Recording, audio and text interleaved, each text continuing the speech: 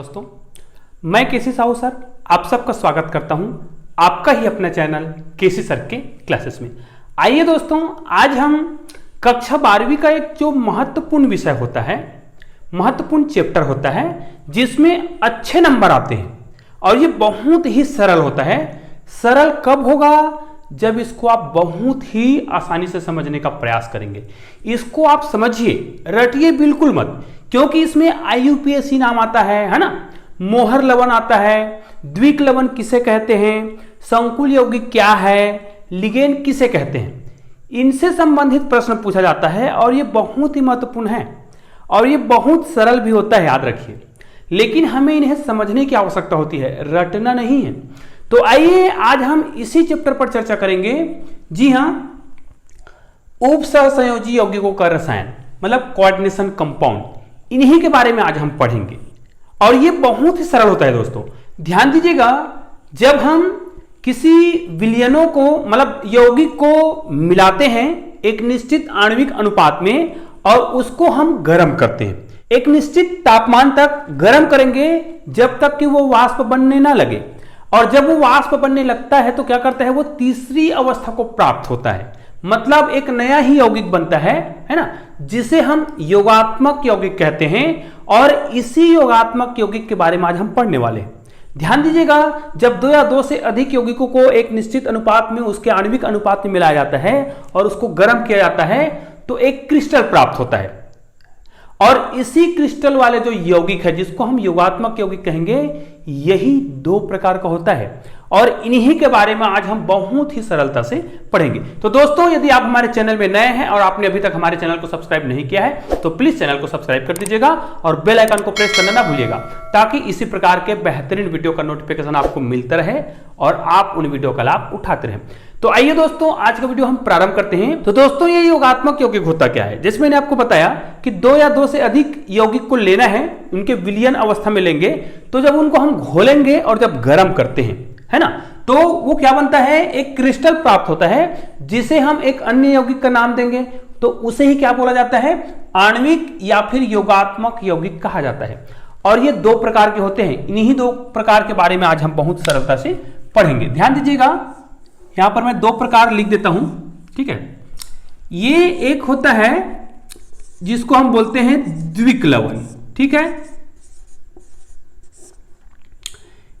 इसी को double salt बोल सकते हैं, ठीक है। ये हो गया द्विक लवण। अब ये द्विक लवण क्या है, ध्यान दीजिएगा, ठीक है। जैसे हम द्विक लवण को क्या करें, विलयन में मतलब पानी में घोले, तो ये जो है अपने आयनों में पूर्णतः वियोजित हो जाता है और ये जो द्विक लवण है वो अपना अस्तित्व खो देता है। मतलब जब हम द्विक लवण को घोलते हैं तो उनका जो पुराना अस्तित्व है, जो वो द्विक लवण के रूप में था, वो अस्तित्व उनका नहीं रह पाता, क्योंकि वो अपने आयनों में पूर्णतः क्या हो जाता है, वियोजित हो जाता है। जैसे आप लोगों ने नाम सुना होगा फिटकिरी का, है ना, फिटकरी का नाम सुने होंगे, या फिर मोहर लवण, ठीक है। मोहर लवण को और क्या बोलते हैं, इनको बोलते हैं फेरस अमोनियम सल्फेट, और फिटकिरी को क्या बोलते हैं, पोटासियम। तो ये क्या करता है, जब इनको हम पानी में घोलते हैं, ध्यान दीजिएगा, मैं आपको बहुत सरलता से समझाने का प्रयास करता हूं।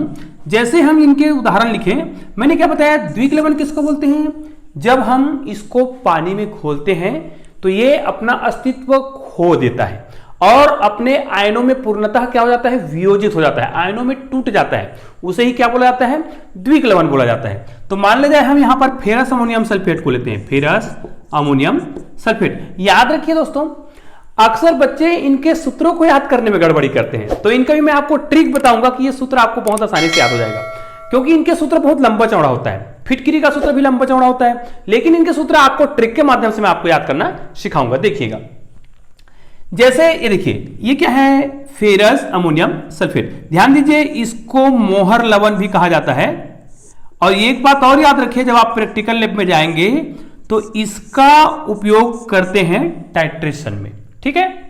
तो ये फेरस अमोनियम सल्फेट, ध्यान दीजिए, इसको याद कैसे करते हैं, लंबा चौड़ा नाम है लेकिन बहुत सरल। देखिए, ये फेरस है, ammonium sulphate, ferrous ammonium sulphate. तो यहां पर क्या लिखेंगे, फेरस के लिए क्या होता है, Fe, और सल्फेट के लिए ASO4, ये हो गया फेरस, है ना।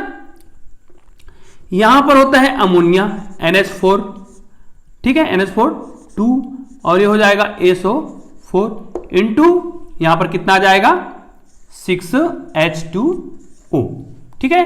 अब इस सूत्र को मैंने याद कैसे किया, ये इतना लंबा चौड़ा सूत्र है तो इसको मैंने याद कैसे किया होगा, आप भी याद कैसे करेंगे, इसके लिए मैं आपको ट्रिक बताता हूं। देखिएगा यहां पर क्या है, फेरस है ना, तो ये देखो Fe है, फिर क्या है SO4 है, यहां पर भी SO4 है।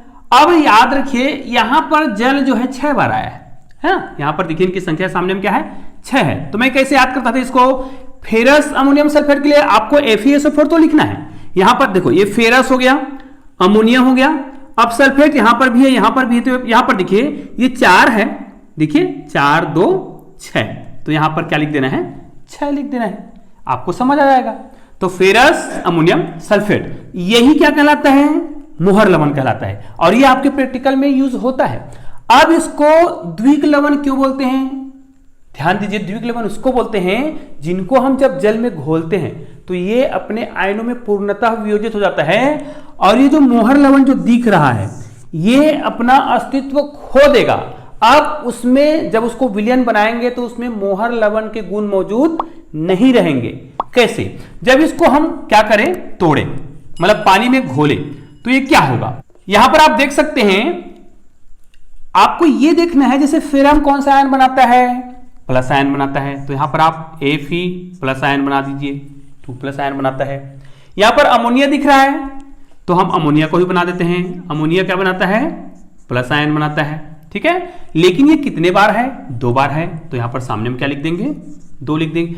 अब ध्यान दीजिए यहां पर टोटल प्लस आयन कितने बार, हम जानते हैं ना जितने प्लस आयन होंगे उतने ही माइनस आयन होंगे, याद रखिए दोस्तों, ये बहुत गहराई से और बहुत बारीकी से आपको बता रहा हूं, ठीक है। यहां पर जैसे कितने आयन है, 1 2, अब देखिए 2 बार है तो कितना हो गया, 2 और 2 4, देखिए ना ये प्लस 1 बार है लेकिन अमोनिया 2 बार है, तो टोटल कितने आयन हो रहे हैं, 4। इसका मतलब धन आयन जब 4 बार हो रहा है तो ऋण आयन भी 4 बार नहीं होगा, होगा। और हमको पता है सल्फेट में जो एक सल्फेट जो होता है SO4 जो है -2 आयन बनाता है, इसको ऐसा भी लिखा जा सकता है या फिर आप ऐसा भी लिख सकते हो, ठीक है। तो देखो एक सल्फेट ने कितना आयन दिया, 2 बार माइनस आयन दिया, और आपके पास सल्फेट कितने बार है, देखिए यहां पर 2 बार है, इसका मतलब ये है यहां पर 2 लिखेंगे और SO4 लिखेंगे और -2 आयन, तो देखो 4 बार प्लस आयन था तो हमारे पास 4 बार माइनस आयन भी हो गया, ठीक है। अब आखिरी में क्या बच गया, ये देखिए यहां पर जल, ये तो नहीं टूटता है तो 6, क्योंकि जल में ही घोला गया है भाई, इतना तो जरूर याद रखिएगा। तो ये देखिए यहां पर ये रहेगा। अब ध्यान दीजिए ये अपने आयनों में पूर्णतः वियोजित हो गया है, तो क्या इसमें अब मोहर लवण वाला गुण मौजूद होगा, बिल्कुल नहीं होगा, है ना, क्योंकि ये क्या हो गया है, अपने आयनों में टूट गया है। तो यही होता है द्विक लवण की खासियत, कि द्विक लवण किसको बोलते हैं, जो जल में जब हम उनको घोलते हैं तो वो अपना अस्तित्व खो देता है और अपने अलग अलग आयनों में क्या होता है, पूर्णतः वियोजित हो जाता है। आइए मैं आपको फिटकरी का भी सूत्र बहुत सरल तरीके से लिखकर दिखाता हूं। इसको क्या बोला जाता है तो पता है आपको, इसको बोला जाता है पोटास एलम, ठीक है। इसका भी सूत्र ट्रिक के माध्यम से आपको याद करना चाहिए। अब ये तो पता है कि फिटकरी में क्या होता है, इसमें होता है K2SO4, उसके बाद होता है Al2SO4। ध्यान दीजिएगा यहां पे आपको बहुत सरलता से समझा रहा हूं। देखिए यहां पर हम ये जानते हैं SO4 है, फिर यहां पर आप जानते हो यहां पर कितना आता है, 24H2O आता है इसमें फिटकरी में। तो यहां पर देखो K2SO4 है, Al2SO4 और यहां पर क्या आता है 3, तो यहां पर 24 आ रहा है। हम कैसे जानेंगे, तो इसका कोई फार्मूला तो नहीं है लेकिन ये एक प्रकार का ट्रिक है कहा जाए। कैसे, ये देखिए आप यहां पर देखिए SO4 है, यहां पर देखिए 4 तिया 12 और 12 दूनी 24, मतलब एल्युमिनियम 2 बार आएगा, SO4 रहेगा और ये 3, तो 4 तिया 12 और 12 दूनी 24, मतलब जल की मात्रा यहां पर कितना रखेंगे, 24 रखेंगे। तो आपका क्या सूत्र बन गया, ये बन गया आपका फिटकरी का सूत्र। अब ध्यान दीजिए ये भी क्या होता है, ये भी एक द्विक लवण है। निश्चित रूप से हम ये जानते हैं कि द्विक लवण जो है क्या करता है, अपने आयनों में टूटता है। तो इनको भी जब हम क्या करेंगे, पानी में घोलेंगे। अब याद रखिए ये फिटकिरी है, अब फिटकिरी तो आपके घर में उपलब्ध होगा। फिटकिरी को आप घोल कर देखिए, फिटकिरी को जब आप घोलोगे तो क्या होता है, वो अपने अलग अलग आयनों में विभक्त होता है। अब ध्यान दीजिए, कई बच्चे जो है इनको आयनों में तोड़ने में भी कठिनाई महसूस करते हैं। अरे भाई आपको सिंपल से तोड़ना है। जैसे आप जानते हैं कि पोटेशियम कौन से ग्रुप का तत्व है, पहले वर्ग का। तो पहले वर्ग के तत्वों में कौन सा आयन आता है, +1, ठीक है। अब एल्युमिनियम कौन से वर्ग का तत्व है, ये भी आपको पता है। तो उसी के आधार पर इसमें आयनों की संख्या आएगा। तो पोटेशियम पहले वर्ग का है तो यहां पर कितना आएगा, K+ आयन आएगा। लेकिन आपको पता है K कितने बार है, 2 बार है, तो यहां पर आप 2 लिख सकते हो। इसका मतलब प्लस आयन अभी 2 बार आ गया है। फिर एल्युमिनियम में चलते हैं, है ना। एल्युमिनियम में कौन सा आयन आता है, +3 आयन। तो इसको मैं 3 बार प्लस लिख सकता हूं चाहे तो, या फिर 3 लिख के ऐसा कर सकता हूं। तो मैंने चलो इसको ऐसा ही लिख दिया। लेकिन एल्युमिनियम कितने बार आया है, 2 बार, तो यहां पर आप 2 बार लिखोगे। अब देखो और तो प्लस आयन हमारे पास नहीं है, ठीक है। हमारे पास केवल कितने प्लस आयन हो गए, देखो यहां पर 2 और ये 3 और यहां पर 2 बार आया तो 3 दूनी 6 हो गया ये, और 6 और 2 कितना हो गया, 8। अर्थात हमारे पास 8 माइनस आयन भी होने चाहिए, जो निश्चित रूप से होगा। यहां पर आप देख सकते हो SO4 यहां पर कितने बार है, 3 बार है। और SO4 में कौन सा आयन आता है, तो मैंने बताया था, देखो -2। तो जब 3 बार है तो 3 बार में 2 आयन माइनस का, तो कितना हो गया, 6। और यहां पर एक बार और नहीं है जी, SO4 ये देखो, तो यहां पर कितना आ गया, ये हो जाएगा प्लस, कितना हो गया टोटल, 4 SO4 माइनस आयन, और प्लस कितना 24 H2O। अब आप देख सकते हैं कि ये जो है अपने आयनों में पूर्णतः क्या हो गया है, वियोजित हो गया है। मतलब जब हम क्या करते हैं, फिटकिरी को, पोटासियम को पानी में घोलते हैं तो उसके बाद उसमें फिटकिरी का गुण नहीं रहेगा, जो फिटकिरी में गुण पाया जाता है। क्या अब ये क्रिस्टल रह पाएगा, फिटकिरी तो क्रिस्टल के रूप में रहता है, तो नहीं। तो कहने का मतलब क्या है, जब हम इनको घोलते हैं किसमें, पानी में, तो क्या करता है, ये अपने पुराने जो गुण होते हैं उस गुण को क्या कर देता है, खो देता है, अपना अस्तित्व खो देता है। तो इस प्रकार के जो यौगिक होते हैं उसे हम योगात्मक यौगिक बोलते हैं। और ये जो यौगिक है जो क्या होता है, अपने आयनों में पूर्णतः वियोजित हो जाता है, जब उसको जल में घोलते हैं तब उसको हम द्विक लवण बोलते हैं।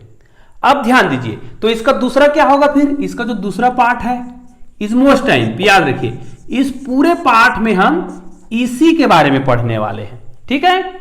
इसे ही बोलते हैं संकुल यौगिक, संकुल यौगिक। अब इस संकुल यौगिक के बारे में हम ये जानते हैं कि जब इसको हम जल में घोलेंगे, ध्यान दीजिए, इसको जब हम जल में घोल रहे थे तो ये अपने आयनों में पूर्णतः वियोजित हो रहा था। लेकिन ये जो है अपने आयनों में पूर्णतः वियोजित नहीं होता है, ये संकुल आयन के रूप में मौजूद रहता है। मतलब ये 2 प्रकार के आयन में तो टूटेगा, केटायन और एनायन, लेकिन ये पूर्णतः वियोजित नहीं होता है, ये संकुल यौगिक के रूप में रहता है। इसीलिए इसको हम संकुल यौगिक बोलते हैं, है ना। इसको हम उपसहसंयोजी यौगिक बोलते हैं, क्योंकि इसी के आधार पर तो इस पूरे पाठ का नाम रखा गया है उपसहसंयोजी यौगिक। तो इस पाठ में पूरा हम संकुल यौगिक मतलब उपसहसंयोजी यौगिक के बारे में पढ़ेंगे।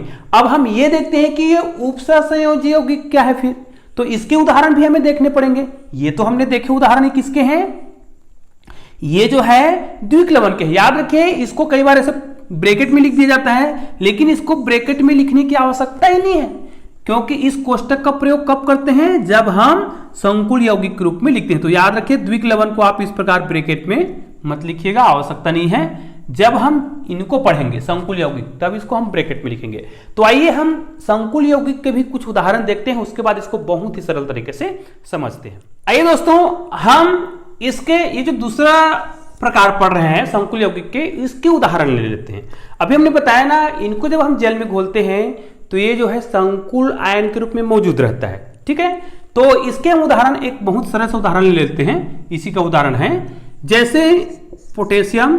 ध्यान दीजिएगा, अब आपका जो संकुल यौगिक है वो स्टार्ट हो गया है, तो देखिए यहां पर ब्रैकेट लगाते हैं, ध्यान दीजिए। इसके बारे में मैं और विस्तार से भी पढ़ाऊंगा, अभी केवल हम ध्यान दीजिएगा, हम आज केवल संकुल यौगिक और द्विक्लवन के बारे में पढ़ रहे हैं। उसके बाद जब हम उप सहसंयोजी यौगिक को समझ जाएंगे तो उसके बारे में डिटेल में पढ़ेंगे। तो अभी हम केवल ये समझ रहे हैं कि उप सहसंयोजी यौगिक या संकुल यौगिक कहते किसे हैं। तो ये याद रखिए, इसको बहुत सावधानी से देखिएगा। ये जो ब्रैकेट है FeCN, ये हो जाएगा CN6, ठीक है। अब देखिए इसमें ब्रैकेट लगा हुआ है, ये जो बड़ा सा ब्रैकेट लगा हुआ है, कोष्टक लगा है ना, ये जो कोष्टक लगा है ध्यान दीजिएगा, यही क्या कहलाता है, यही तो है आपका उप सहसंयोजी यौगिक। ये पहचान है उप सहसंयोजी यौगिक का, ठीक है। अब इनको जब हम हल करेंगे, ध्यान दीजिए, इनको जब हम घोलेंगे पानी में, ठीक है, विलयन में घोलेंगे, किसी विलायक में घोलेंगे, तो ये क्या होगा, ये अपने पूर्णतः आयनों में नहीं टूटता है। जैसे यहां पर देखिए Fe है, फेरम है और Cn है, तो Cn माइनस आयन है और पोटेशियम प्लस आयन है, तो ये अपने टोटली अलग अलग आयनों में विभक्त नहीं होता है। ये जो ब्रैकेट दिख रहा है ध्यान दीजिएगा, ये नहीं टूटता है, ये ऐसा ही मौजूद रहता है और इसीलिए इसको संकुल यौगिक बोलते हैं। कैसे टूटता है ध्यान दीजिएगा, एक तो हमको ये पता है कि पोटेशियम प्लस आयन के रूप में टूटेगा, तो यहां पर आ जाएगा 4। अब यहां पर देखिए ये Fe2+ में नहीं टूटता है, ये ऐसा ही रहता है, ये रहता है Fe और ये हो जाएगा CN6 और ये हो जाएगा -4। अब देखो इससे पहले जब हमने हल किया था द्विक्लवन में, तो वो टोटल अलग अलग आयनों में टूट रहा था। अब यहां पर दो ही प्रकार का टूटा हुआ है, एक ब्रैकेट के बाहर आ गया, ये देखिए पोटेशियम प्लस आयन में, और एक ब्रैकेट के अंदर है। तो ये जो ब्रैकेट के अंदर आपको जो दिखाई दे रहा है ध्यान दीजिएगा, यही क्या कहलाता है, यही तो संकुल आयन है ना, संकुल आयन है।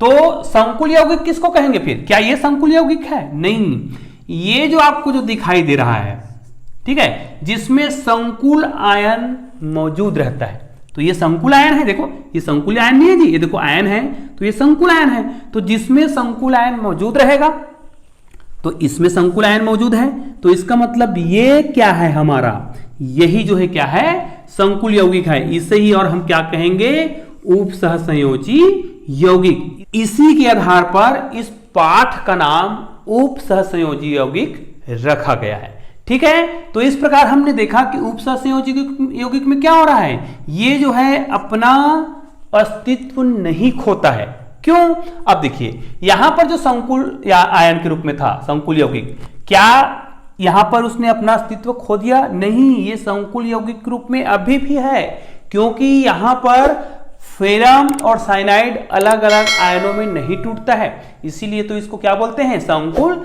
यौगिक बोलते हैं। अब ध्यान दीजिए संकुल यौगिक कितने प्रकार के होते हैं फिर, तो ध्यान दीजिएगा ये 3 प्रकार के होते हैं और बहुत सरल है। आप वीडियो को अंत तक देखिएगा, बहुत छोटा सा वीडियो है लेकिन बहुत महत्वपूर्ण वीडियो है। याद रखिए यदि आज का वीडियो आपको समझ आता है तो ये पाठ आपको पूरा समझ आने वाला है और बहुत सरलता से समझ आएगा। बस जो आज बताया जा रहा है उसको बहुत ध्यान से सुनिएगा और आपको रटने की बिल्कुल आवश्यकता नहीं है, ठीक है।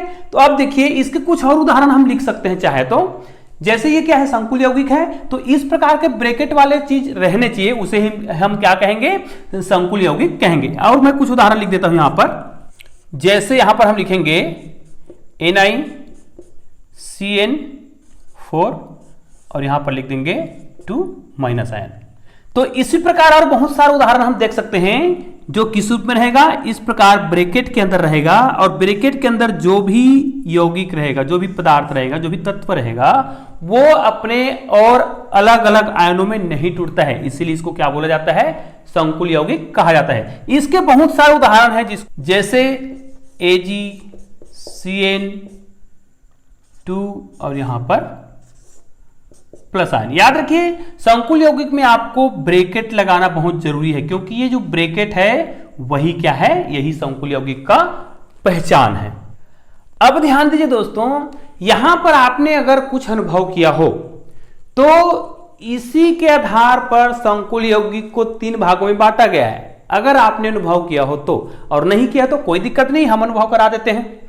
संकुल यौगिक कितने प्रकार के होते हैं, मैंने तो ये तो बताया कि 3 प्रकार के होते हैं, तो ये तो आपको दिख ही रहा होगा। ये देखिए पहला प्रकार यहां पे आपको दिख रहा है, दूसरा प्रकार यहां पे आपको दिख रहा है, और तीसरा प्रकार को तो मैंने लिखा नहीं है, लेकिन समझ तो आ गया होगा। मैंने जैसे ही इसको अंडरलाइन किया समझ आ गया होगा कि संकुल यौगिक क्या होते हैं, 3 प्रकार के होते हैं। ठीक है, कौन कौन सा?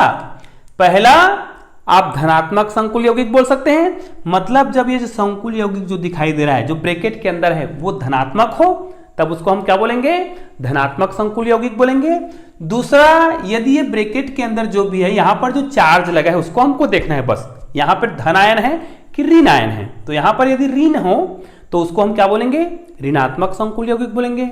अब इन दोनों के बीच क्या होता है बताने की आवश्यकता नहीं है, एक धनात्मक है और एक ऋणात्मक है, तो तीसरा क्या होगा, तीसरा होगा उदासीन। शून्य मत बोल देना भाई, एक होता है उदासीन संकुल यौगिक। तो इस प्रकार हम 3 प्रकार के संकुल यौगिक को जानते हैं। तो आइए दोस्तों, मैं इनके उदाहरण लिख के आपको समझाता हूं कि धनात्मक, ऋणात्मक और उदासीन संकुल यौगिक क्या है।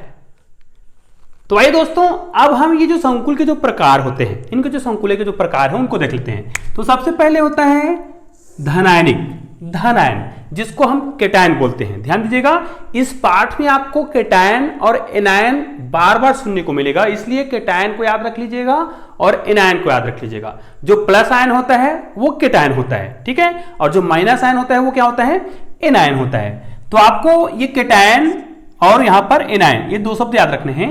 तो संकुल के प्रकार कितने प्रकार के होते हैं, 3 प्रकार के। और मैंने अभी बताया भी था, जब वो क्या हो, संकुल यौगिक जो है, जो ब्रैकेट के अंदर है, ये जो ब्रैकेट है इनके अंदर जो भी यौगिक है, देखिए तो ब्रैकेट के बाहर में कौन सा चार्ज है, प्लस चार्ज है, मतलब ये क्या है, केटायन है। ठीक है, धनायन है, केटायन बोलते हैं। देखो प्लस आयन, तो ये केटायन होगा, हो गया। दूसरा संकुल यौगिक किसको बोलेंगे, ऋणायनिक, जिसको हम बोलेंगे एनायनिक, एनायन कॉम्प्लेक्स। तो ये क्या होगा, FeCN6 लिखा हुआ है, लेकिन यहां पर देखिए माइनस चार्ज लिखा हुआ है। यहां पर भी देख सकते हो आप, यहां पर कौन सा चार्ज लगा हुआ है, माइनस चार्ज लगा हुआ है। इसका मतलब ये क्या है, ऋणायनिक है। ठीक है, तो ये क्या कहलाएगा, ऋणायनिक संकुल कहलाएगा, इसको हम एनायनिक कॉम्प्लेक्स बोलेंगे। ठीक है, और लास्ट होता है उदासीन। उदासीन मतलब तो समझ आ गया होगा, इसमें किसी प्रकार का कोई भी चार्ज नहीं होगा, मतलब ये न्यूट्रल होगा। तो यहां पर आप देख सकते हैं, यहां पर कोई भी चार्ज नहीं है। याद रखिएगा, यहां पर चार्ज लिखा हो तो क्या लिखा रहेगा, शून्य लिखा रहेगा। ठीक है, और कुछ नहीं लिखा रहे मतलब आप समझ जाना कि ये क्या है, उदासीन है। तो दोस्तों, इस प्रकार हम इनको बहुत ही सरलता से परिभाषित कर सकते हैं। अब ध्यान दीजिए, एक बहुत ही महत्वपूर्ण चीज बता रहा हूं, इसके बाद हम अगले वीडियो में इसके बारे में बहुत ही सरलता से पढ़ेंगे। बस मैं आपको यह बता देना चाहता हूं कि ये जो दिख रहा है, ध्यान दीजिएगा, ये प्रायः ना ये आपको संक्रमण तत्व ही मिलेंगे। इसको बोलते हैं सेंट्रल एटम, केंद्रीय धातु परमाणु। आप यहां पर भी देख सकते हो, निकिल है, कोबाल्ट है, ये भी कोबाल्ट है, फेरम है, यहां पर पुनः क्या है, निकिल है। कहने का मतलब क्या है, जो सेंट्रल एटम होता है वो क्रियात्मक समूह होता है, डी ब्लॉक के तत्व होते हैं। और ये क्या है, ये क्या कहलाता है, ये जो सब जो दिखाई दे रहा है, ये देखो, ये सब ये कहलाता है लिगेंड, जिसको हम संलग्नी बोलेंगे। तो आगे के वीडियो में हम लिगेंड के बारे में, केंद्रीय धातु परमाणु के बारे में और उप सहसंयोजी मंडल, इन सभी के बारे में हम बहुत ही सरलता से और विस्तार से पढ़ेंगे। तो दोस्तों, उम्मीद है आज का वीडियो जो है इस पूरे चैप्टर को समझने के लिए आपके लिए बहुत ही उपयोगी साबित होगा। तो दोस्तों, आज का वीडियो आपको कैसा लगा मुझे कमेंट करके अवश्य बताइएगा, और इस वीडियो को अधिक से अधिक बच्चों तक शेयर कीजिएगा, ताकि सभी बच्चे इस लॉकडाउन में भी अपना पढ़ाई जारी रख सकें। तो दोस्तों, मिलते हैं एक और बेहतरीन वीडियो के साथ, तब तक के लिए जय हिंद, जय भारत।